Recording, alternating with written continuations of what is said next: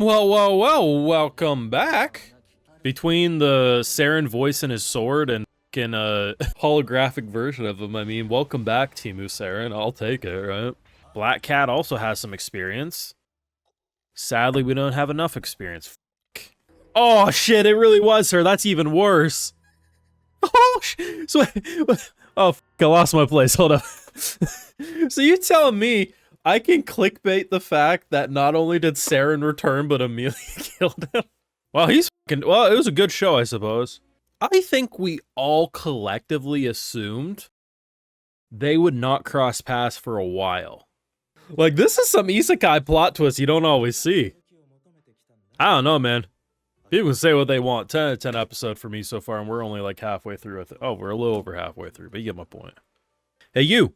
If you got this far in the video, make sure you drop a like, share your support, subscribe if you're new around here. Of course, Patreon, full live reactions to all these episodes and more. If you also want to help fund the channel, videos just like these, and if you join before the end of this month, you do get entered into a 1-year membership giveaway to the Patreon. So, great time to join. Let's jump back into it. I don't give a f if this feels fast-paced, bro. F it, I roll with this. More happened in this f***ing episode than sometimes an entire season of Isekai. In the short amount of time that they known each other, given my boy's probably turbo virgin dead of his mind prior to this, I kind of f with it. Bro, the craziest thing about the title is it's not even exactly a lie. There's some misdirect, of course, but what was I expecting Saren to come back in a different way? Yeah, I was. I mean, ever since his first reactivation sequence, when he was exploring, we heard his voice. Like, the sword navigation voice sounded like Saren. So I was like, okay, maybe his soul's with us. Was I expecting Knight to turn into Saren? No, but I'll take it. Hey, welcome back, homie. Surely that's the big plot twist of an episode, right? Like, hey, we all watch Isekai around here.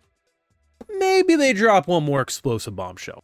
Just one, though, right? And then they say, actually, we ain't done yet.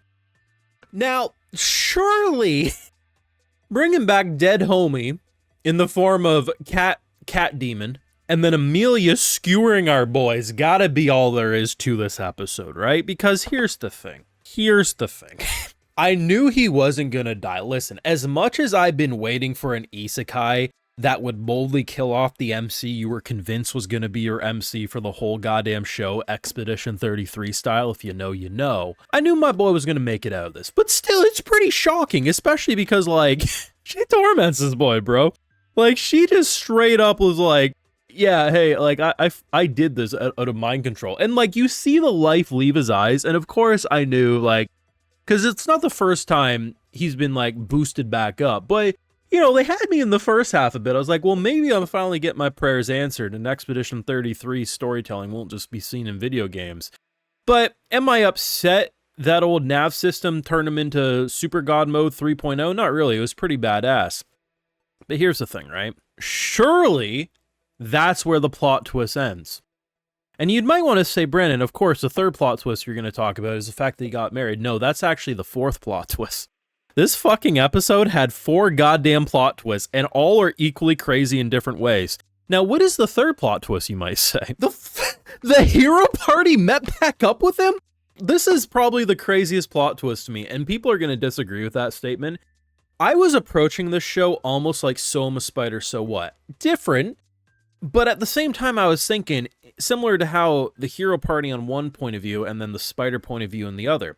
Because they were separated, I thought, if our MC Akira does meet up with the Demon Lord, given that the humans here, the heroes and his party, wanted to skewer the Demon Lord, if we end up as friends, there's going to be that conflict. You see this time and time again. Could that still happen in the future? Sure.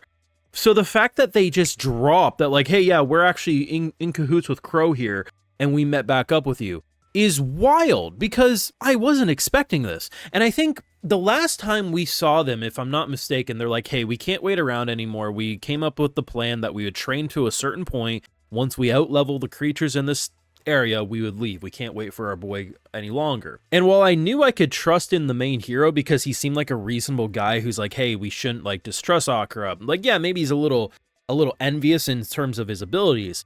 But I wasn't expecting him to just drop in and be like, hey, we should work together. Now, do I think they will? No, because I think Akira is going to go his own ways. But the fact that we got this conversation and this interaction by episode fucking 7, people are going to bitch and moan. I already know that it's too fast paced. I refuse to agree with that statement. I get what people are saying, but I firmly, wholeheartedly disagree. What we have experienced over 7 episodes would take 2 or 3 seasons to normally experience if we got proper pacing. I have seen so many shows that I am absolutely okay speedrunning the sister storyline, because if we would have slowed that down the way some people wanted, I'm convinced we would maybe just be finishing the sister stuff or approaching it either next week or the week after.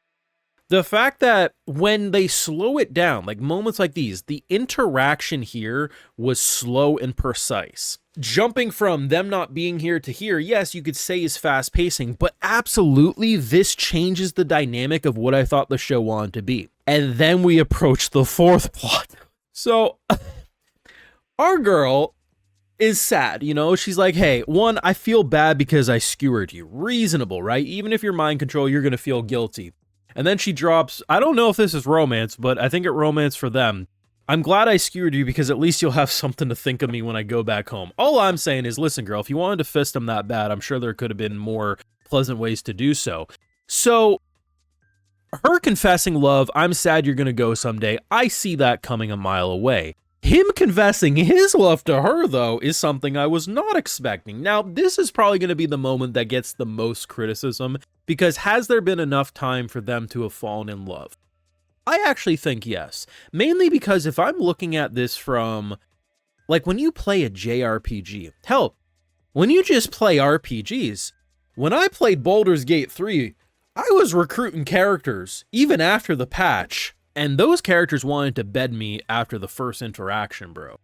So if I'm thinking of a turbo-virgined Isekai MC from Japan, probably never been laid in his life. And even if he has, hot elven beauty confessing his love after he spent a decent amount of time with her, because overall, it is still a decent amount of time after being ostracized from this world. Who am I to say, we can't get married here? You know what? I'm okay with that, because for the love of God, how many of these shows just don't make progress? Most of them. This man's out here continuing to value his dead homie, wanting revenge for a dead homie, sticking to one woman seemingly, respect there, making There are goddamn shows that are primarily romance that get less plot development and character development than this show has done in 7 episodes. You get the shock edge factor of getting skewered and you're like, oh man, is the MC making it? Personally, I was rooting for him not to make it just because I want that show where you just don't expect it and they switch MCs like this. I think it would be fantastic. And then the fact that they actually allow the interaction between all the heroes. I get where some of the criticisms for this show comes, but I unironically think this was a peak fucking episode. And I will not be taking further questions. You let me know your thoughts down below. Smash that like, share your support, subscribe if you're new around here. Of course, Patreon, full live reactions and exclusives like I also like to give video shoutouts to my wonderful patrons. As of today, we got Kyle Tolbert, Sophie Palmieri, JD, Match, Mate, Carl Stefan Berndal, Achio, and we also have Convoy 83. So I appreciate the support. Please take care. You all have a good one.